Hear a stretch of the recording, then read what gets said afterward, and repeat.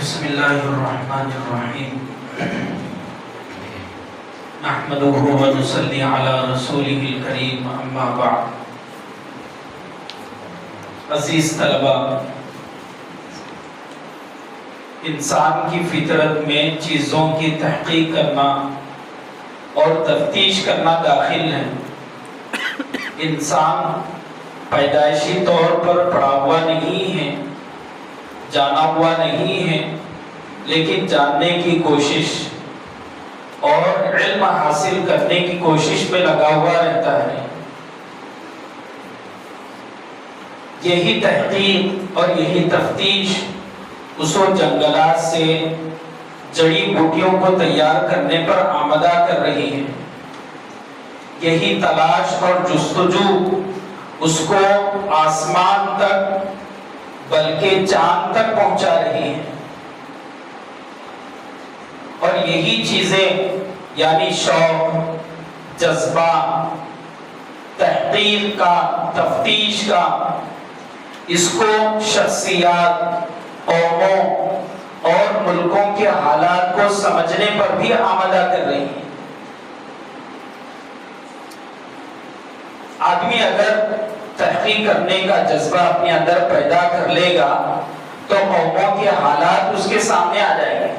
قوموں کی ترقی، قوموں کی تنزلی، اچھے اور برے حالات اللہ اس کے سامنے کھول کر رکھ دیں گے۔ ایسے ہی شخصیات کی تحقیق میں آدمی لگ جاتا ہے تو شخصیات کے حالات اس کے سامنے آ جاتے ہیں۔ پھر وہی شخصیات کی زندگی ہمارے لیے یا تو بطور نصیحت بن جاتی ہے یا بطور عبرت بن جاتی ہے۔ پھر ان شخصیات کی معلومات کے ذریعے سے ہمارے اندر بزرگوں سے محبت، بزرگوں سے عقیدت، یہ ساری چیزیں ہماری زندگیوں میں پیدا ہو جاتی ہیں۔ اس لیے ہمیں بزرگان دین کی زندگیوں کو پڑھنا چاہیے، اکابرین کے حالات کو معلوم کرنا چاہیے، تاکہ ہمارے دلوں میں بھی ان بزرگان دین کی عظمت پیدا ہو جائے، ان بزرگان دین سے عقیدت پیدا ہو جائے۔ ان بزرگوں میں سے ایک بزرگ قاری صدیق صاحب باندوی رحمت اللہ علیہ ہیں، جن کی پیدائش 11 شوال 1341 ہجری کو ہوئی ہے۔ 11 شوال 1341 ہجری کو جمعے کے دن ریاست اتر پردیش کے ضلع باندہ کے اندر ایک چھوٹا سا قصبہ ہے، باندہ کے نام سے، ہتھوڑا کے نام سے، اس ہتھوڑا کے اندر ان کی پیدائش ہوئی۔ ضلع باندہ، قصبہ ہتھوڑا، اس کے اندر قاری صدیق صاحب رحمت اللہ علیہ کی پیدائش ہوئی ہے۔ آپ کے والد سید احمد رحمت اللہ علیہ، ان کا بچپن ہی میں انتقال ہو گیا تھا۔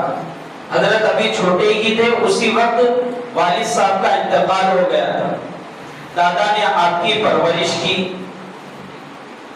دادا کا نام قاری عبد الرحمن صاحب رحمت اللہ علیہ تھا۔ آپ کا بچپنا انتہائی مجاہدانہ کا تھا۔ زندگی بھر مصیبتیں، آزمائشیں ہی رہی۔ اللہ نے شروع ہی سے انہیں مصیبتوں میں رکھا۔ راحت اور سکون نام کی کوئی چیز نہیں تھی۔ ایک واقعہ خود حضرت فرماتے ہیں کہ ہمارے گاؤں میں اتنی زیادہ غربت تھی، ہتھوڑا کے اندر اتنی زیادہ غربت تھی کہ بچے صبح سویرے جنگل چلے جاتے، موسم گرما میں گلر کھا لیتے تھے، اور جب سردی کا موسم شروع ہو جاتا، موسم سرما شروع ہو جاتا، تو صبح سویرے بچے کھیتوں کو نکل جاتے، جنگل میں چلے جاتے، وہاں پر چنے کا ساگ یعنی چنے کے پتے اس زمانے میں ہوتے تھے اور ابھی بھی ہیں، چنے کے جو اوپر کے پتے ہوتے ہیں اس کو کھا لیا کرتے۔ تو گاؤں کے اندر اتنی زیادہ غربت، گرما کے موسم میں الگ غذا کا اہتمام ہو رہا ہے اور سرما کے موسم میں پتے کھائے جا رہے ہیں. اتنا غربت زدہ علاقہ، اتنا غربت کا طبقہ اس ہتھوڑا کے اندر رہا کرتا تھا. تو حضرت کی بہنیں اور حضرت کے بھائی وغیرہ بھی اس کے اندر دیگر بچوں کے ساتھ کھانے کے لیے جایا کرتے تھے. حضرت کی ابتدائی تعلیم اپنے نانا کے جو شاگرد تھے قاری عبد الرحمن صاحب پانی پتی رحمت اللہ علیہ، ان سے حاصل کی. حفظ کی تعلیم قاری عبد الرحمن صاحب کے ساتھ میں، اور ایسے ہی ان کے ماموں سید امین صاحب رحمت اللہ علیہ، قاری صدیق صاحب رحمت اللہ علیہ کے ماموں تھے سید امین صاحب رحمت اللہ علیہ. دونوں کی نگرانی میں اور دونوں کی صحبت میں آپ نے اپنے حفظ کو مکمل کیا. اس کے بعد عالمیت کی تعلیم حاصل کرنے کے لیے کانپور تشریف لے گئے. باندہ سے تھوڑی ہی دور پر ہے کانپور، وہاں پر ابتدائی عالمیت کی کتابیں پڑھنے کے لیے تشریف لے گئے. فارسی، عربی اور اس زمانے کی جو بھی کتابیں تھیں وہاں پر انہوں نے ابتدائی علم حاصل کیا. اس کے بعد کانپور سے پانی پت تشریف لے گئے. وہاں پر انہوں نے شرح جامی ہے، قرات سبعہ عشرہ ہے، یہ ساری فنون کی کتابیں آپ نے پانی پت کے اندر حاصل کیا. اس کے بعد آخری درجات کی تعلیم حاصل کرنے کے لیے آپ مظاہر العلوم تشریف لے گئے سہارنپور. مظاہر العلوم کے اندر آپ نے تقریباً 2-2.5 سال کی تعلیم حاصل کی. اس کے بعد اپنا آخری سال اور دور حدیث کو آپ نے شاہی مراد آباد کے اندر مکمل کیا. تو اس طریقے سے آپ اپنی تعلیم کی تکمیل اور فراغت شاہی مراد آباد سے مکمل فرمائیں. فراغت کے بعد آپ درس و تدریس کے اندر لگ گئے، تدریسی خدمات کے اندر آپ مصروف رہے. مدرسہ اسلامیہ فتح پور ایک مدرسہ ہے، وہاں پر آپ تدریسی خدمات کے اندر لگ گئے. لیکن اپنے علاقے کے اندر دن بدن بے دینی یا بد دینی پھیلتی جا رہی تھی. ارتداد کی لہر خوب چل رہی تھی. شدی تحریک اس زمانے کے اندر بہت زیادہ چلی. یعنی گھر واپسی کی بات کرنا، مذہب کو چھوڑنے کی بات کرنا، اپنے مذہب میں داخل کرنے کی کوشش کرنا. شدی تحریک اس زمانے میں چلائی گئی. حضرت کو جب معلوم ہوا تو بہت زیادہ بے چین ہو گئے. میرے علاقے میں شدی تحریک چل رہی ہے اور لوگ مرتد ہو رہے ہیں، اسلام سے ہٹتے جا رہے ہیں. دل کے اندر بے چینی پیدا ہو گئی. دوسرے دن مدرسے کے ناظم صاحب سے ملاقات کر کے مشورہ کر کے اس کے بعد حضرت سے اجازت لے کر اپنے علاقے میں دینی محنت کرنے کے لیے آئے. چھوڑ دیا گیا دینی خدمات کو، دوسرے ملتوی کر دیا گیا، اپنے علاقے کی محنت کو ترجیح دے دی گئی. حضرت آنے کے بعد تنے تنہا دیہات در دیہات، گاؤں در گاؤں اکیلے پھر کر دین کی محنت جس انداز سے جیسے بھی ہوتی تھی، جیسا بھی موقع مل جاتا تھا دینی محنت کرتے تھے. رات میں کبھی کھلیان کے اندر آرام کر لیے، کبھی کسی جنگل میں سونے کا موقع مل گیا، تنہے تنہا دینی محنت کو کرنے لگ جاتے. آہستہ آہستہ دینی محنت ہوئی، دینی ذہن سازی ہوئی. اس کے بعد تقاضا بڑھا کہ ایک مدرسہ قائم ہونا چاہیے، ایک مدرسے کی بنیاد رکھنا چاہیے جس کے ذریعے سے بچوں کو جوڑا جائے، دینی فکر کی جائے، بڑوں پر بھی محنت ہو، چھوٹوں پر بھی محنت ہو، ان کے ایمان کی حفاظت کی جائے. اس کے لیے حضرت نے اس زمانے میں بڑے بڑے مالدار قسم کے لوگوں سے مشورہ کیا کہ کہاں پر مدرسہ قائم کیا جائے. لوگ تیار نہیں ہوئے، ساتھ دینے کے لیے تیار نہیں ہوئے.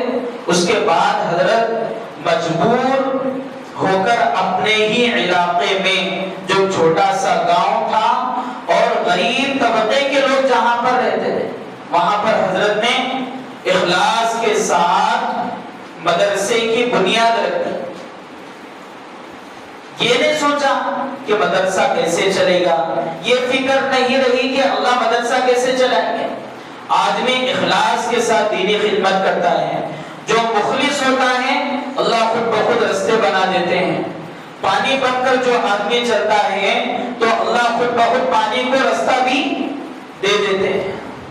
اللہ راستے بناتے چلے گئے. اس علاقے کے اندر لوگ دین کو کھڑا کرنے کے لیے اور مدرسے کی بنیاد کو مضبوط کرنے کے لیے کھڑے ہو گئے.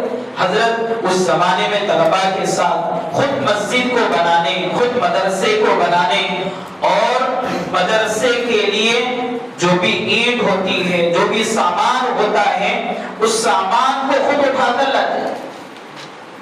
اتنی عاجزی, اتنی انکساری. کئی زمانے کے بعد جب وہاں پر عبد الماجد صاحب, مولانا عبد الماجد دریابادی رحمت اللہ علیہ, ایک بہت بڑے عالم دین گزرے ہیں, تقریباً 40 سال پرانی بات ہے. جب ان کا وہاں پر گزر ہوا, جب آپ وہاں پر تشریف لائے تو انہوں نے اس زمانے میں مدرسہ دیکھ کر کہا اللہ اکبر, گاؤں کتنا چھوٹا ہے اور مدرسہ کتنا بڑا ہے. گاؤں کتنا چھوٹا ہے اور مدرسہ کتنا بڑا ہے. اللہ دین کے قلعے کہاں کہاں پیدا کر دیتے ہیں. واقعی جنگل میں منگل ہو گیا, جنگل میں منگل ہو گیا. یہ بڑے تھے, اس طریقے سے انہوں نے, حالات ناموافق تھے, کوئی راستے دینی معاونت کے بالکل نظر نہیں آ رہے تھے. اس کے باوجود انہوں نے دینی فکر پر اور دین کے خاطر انہوں نے اسلام کو بلند کرنے کے لیے انہوں نے مدرسے کی بنیاد رکھی. دارالعلوم دیوبند کی بنیاد کیسی رکھی گئی؟ ایک انار کے جھاڑ کے نیچے ہوا.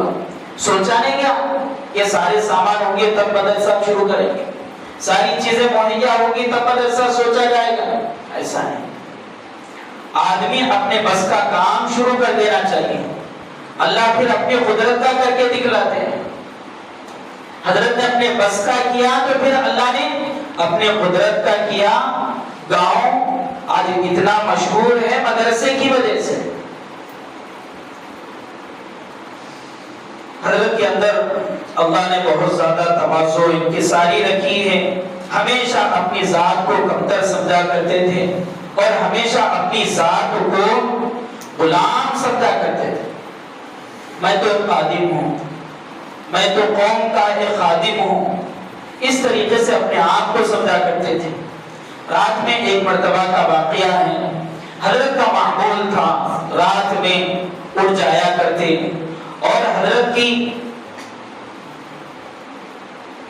گھر کے سامنے ہو یا اندر ہی ہو ایک جگہ پر 12 بیت الخلا تھے. 12 بیت الخلا تھے.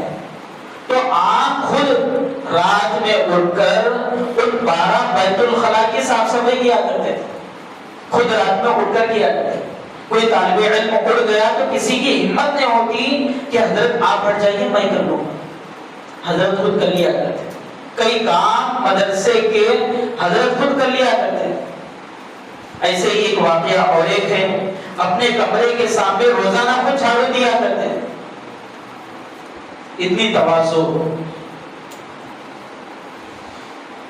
ایسے ہی طلباء کے ساتھ حسن سلوک اور مدرسے کے اساتذہ کے ساتھ صلہ رحمی, ہمدردی سب کچھ حضرت کے دل میں ہوتی تھی. جہاں تک ہو سکے مدرسے کے طلباء کو راحت پہنچانے کی فکر ہوا کرتی تھی. ایک واقعہ ہے ضلع پرتاپ گڑھ کے ایک طالب علم کا جس کا نام احمد اللہ ہے. وہ بیمار ہو گیا تھا تو حضرت اپنے یہاں پر اسے لے کر گئے. مدرسے سے اپنے یہاں باندھا تشریف لے گئے, اس کو لے کر گئے. رات میں قیام کا مسئلہ آیا تو حضرت ایک چھوٹی سی مسجد میں جو مؤذن صاحب کا کمرہ ہوتا ہے یا امام صاحب کا کمرہ ہوتا ہے اس میں صرف ایک آدمی قیام کر سکتا ہے. اس کمرے کے اندر طالب علم کو اپنے بستر پر پلنگ پر سلا دیا اور خود مسجد میں جا کر سو گئے. اتنا خیال طالب علم کا. اور ساتھ میں یہ بھی کہہ دیا کہ یہ رسی پکڑو اور اپنے پلک سے باندھ لو، اور یہ رسی میں مسجد میں رکھوں گا، جب بھی آپ کو کچھ کہنا ہے تو رسی کھینچ دو، میں آپ کی خدمت میں حاضر ہوتا ہوں۔ اس طریقے سے خدمت ایک طالب علم کی۔ ایسے ہی اور ایک واقعہ ہے، ایک مرتبہ اساتذہ کے درمیان یا کسی مجلس میں شاگردوں کا تذکرہ چل رہا تھا، تو حضرت ایک شاگرد کا جب تذکرہ چھڑا تو حضرت نے فرمایا کہ میں اس کے طالب علمی کے زمانے میں اس شخص کا پیشاب اور پاخانہ صاف کیا کرتا، اب ہو سکتا ہے بستر وغیرہ صاف کیا کرتے تھے۔ تو اس طریقے کی ہمدردی، اس طریقے سے بچوں کا خیال۔ ایسے ہی اور ایک واقعہ ہے، حضرت کس طریقے سے بچوں کے ساتھ حسن سلوک کیا کرتے تھے۔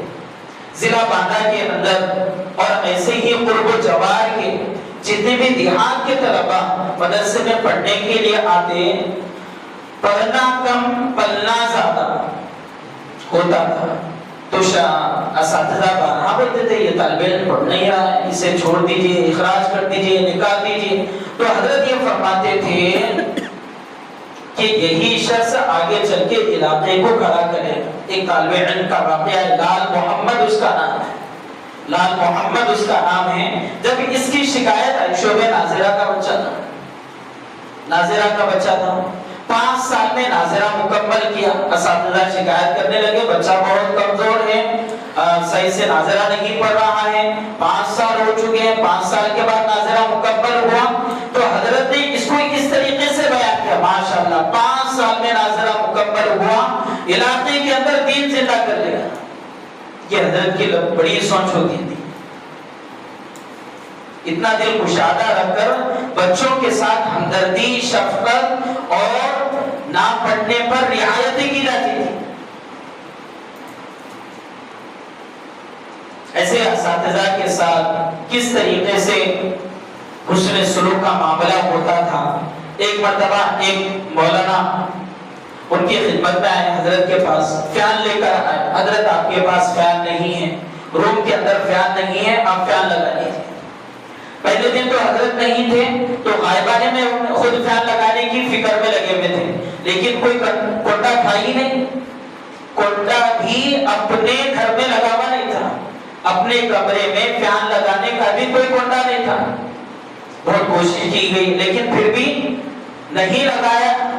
اس کے بعد دوسرے دن جب حضرت آئے، خوب اصرار کیا گیا کہ آپ بغیر فیان کے رہ رہے ہیں۔ حضرت نے بارہا کہا مجھے گرمی تو ہوتی نہیں ہے، لیکن پھر ان لوگوں نے بہت زیادہ اصرار کیا تو حضرت نے کہا اگر میں فیان لگا لوں گا تو دیگر اساتذہ بھی بغیر فیان کے جی رہے ہیں، تو لہذا میں ہرگز اساتذہ کے بغیر فیان نہیں لگا سکتا۔ جس طریقے سے وہ گرمی میں رہ رہے ہیں، جس طریقے سے وہ بغیر فیان کے زندگی گزار رہے ہیں، میں بھی ویسے رہوں گا۔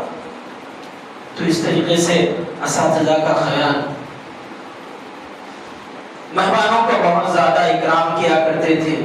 مشہور ان کی سادگی زندگی تھی کہ خود یہ روٹی پر چٹنی لگا لیتے یا چاول میں چٹنی ملا کر کھا لیا کرتے، سیدھی سادی زندگی، خود چٹنی پر گزارا کر لیتے اور مہمانوں کے لیے سبزی اور ترکاری بنا کر کھلا کرتے تھے۔ گھر سے سبزی اور ترکاری گھر والے کو بنانے لگاتے مہمانوں کے لیے، اور خود چٹنی کا انتظام کر پورا گھرانہ چٹنی پر زندگی گزر رہا ہے۔ ایک مرتبہ ایسے ہی مولانا زکریا سنبلی دامت برکاتہ ان کی کتاب لکھی ہوئی ہے، وہ بھی حضرت کے پاس کئی دنوں تک مہمان رہے۔ ان کی ایک بچی ایک مرتبہ آ کر ایسے ہی ٹفن دی تو حضرت نے پوچھ لیا آپ کھانا کھا لیے؟ تو اس نے کہہ دیا کہ ہاں میں نے کھا لیا ہے اور چٹنی کھایا ہے۔ حضرت حیران ہو گئے، میرے لیے ترکاری آ رہی ہے اور آپ چٹنی کھا رہے ہیں۔ بہت زیادہ اصرار کیا گیا، حضرت کے سامنے بھی بارہا بولا گیا حضرت آپ جو گھر میں کھاتے ہیں وہی میرے لیے انتظام کیجیے، لیکن بارہا کہنے کے بعد بھی مہمانوں کے لیے جو پہلے سے اکرام ہوتا تھا وہی کیا گیا، اس طریقے سے اکرام۔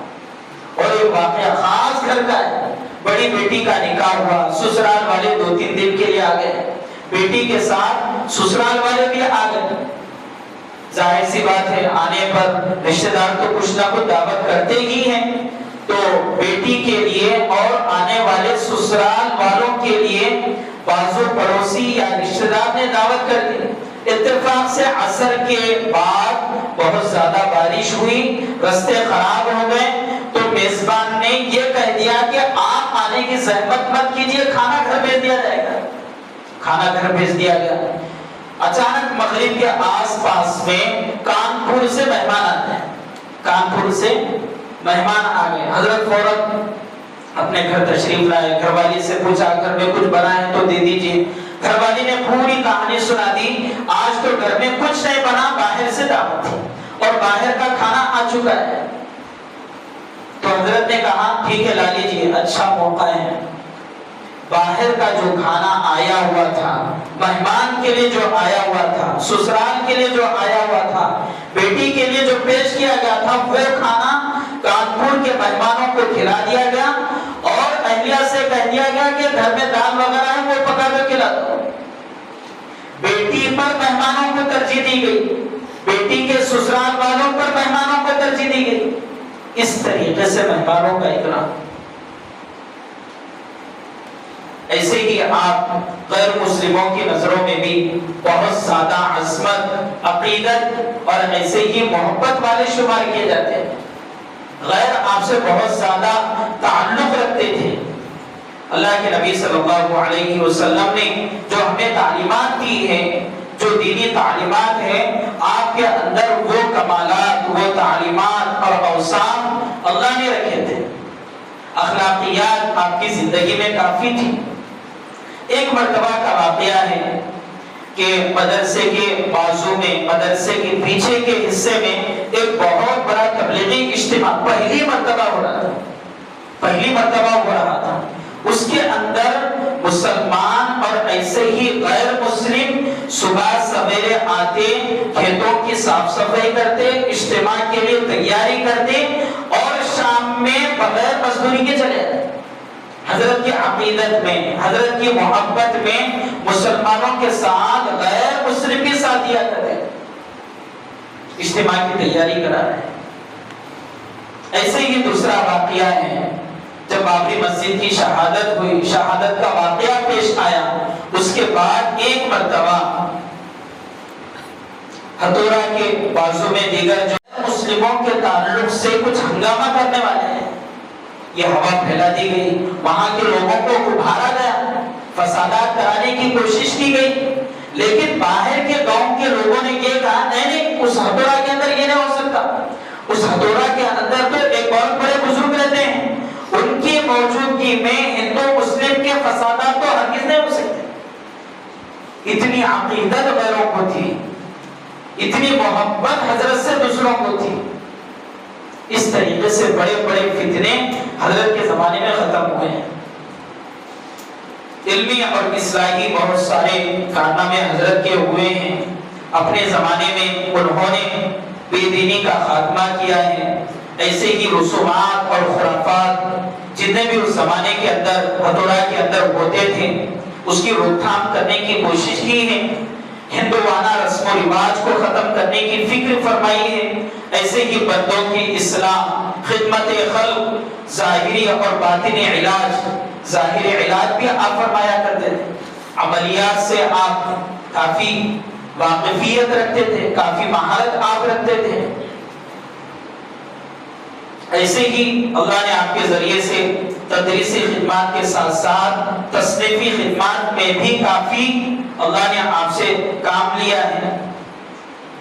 فنی اعتبار سے بہت ساری کتابیں آپ نے لکھی ہیں، تسہیل التجوید، تسہیل الصرف، تسہیل النحو، تسہیل المنطق، اور ایسے ہی احکام المیت، آداب المعلمین، آداب المتعلمین، اور ایسے ہی فضائل علم اور فضائل نکاح وغیرہ۔ یہ بہت ساری کتابیں اللہ نے آپ کے ذریعے سے لکھوائی، بہت سارا کتابی اعتبار سے بھی کام اللہ نے آپ سے لیا ہے۔ ایسے ہی آپ تصوف و سلوک میں بھی کافی دلچسپی رکھتے تھے، اور تصوف و سلوک کے مراحل کو آپ نے مظاہر العلوم سہارنپور کے ناظم صاحب حضرت مولانا اسعد اللہ صاحب رحمۃ اللہ علیہ مولانا اسعد اللہ صاحب رحمۃ اللہ علیہ سے آپ تصوف میں ان سے تعلق رکھا کرتے تھے اور انہی سے بیعت بھی ہوئے اور بعد میں حضرت نے انہی سے خلافت بھی حاصل کی. آپ کی وفات 23 ربیع الثانی کو ہوئی ہے. آپ کی وفات 23 ربیع الثانی 1418 ہجری کو ہوئی ہے. 1418 ہجری کو جمعرات کے دن 10:10 پر جمعرات کے دن 10:10 پر آپ نے ہزاروں محبین کو اور ہزاروں جانثاروں کو چھوڑ کر دنیا سے گئے. اللہ ہم سب کی ان کی قربانیوں پر عمل کرنے کی اور اللہ ان کے جیسا ہم سب کو بنا دے. سبحان اللہ و بحمدہ. سبحان